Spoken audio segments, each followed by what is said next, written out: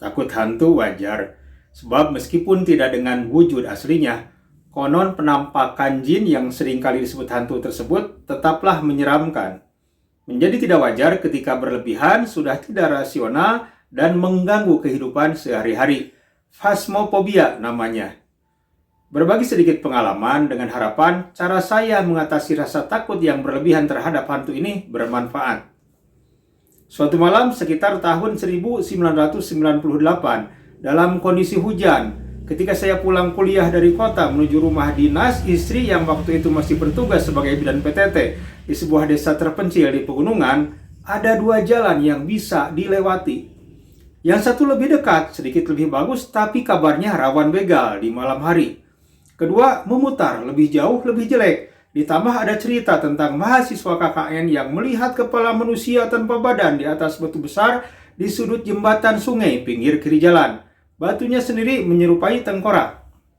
Di seberangnya atau pinggir kanan jalan terdapat jurang.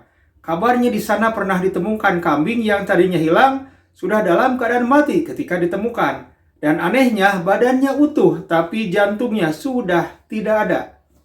Sama-sama menyeramkan. Sebagai pendatang, saya sempat bingung mau pilih jalan yang mana. Alhamdulillah saya masih berpikir rasional.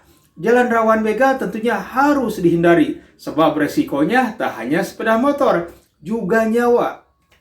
Saya pilih jalan kedua, dengan kondisi masih hujan dan berkabut. Motor terus berjalan dan singkat cerita, sebelum tiba di titik lokasi yang kabarnya menyeramkan tadi, saya berpikir, kalau saya pacu motor dalam kecepatan tinggi di jalan jelek lagi berkelok dan jurang di kanannya, saya bisa celaka, saya bisa masuk jurang. Tentu saya tak mau mati konyol gara-gara hal menakutkan yang belum pasti.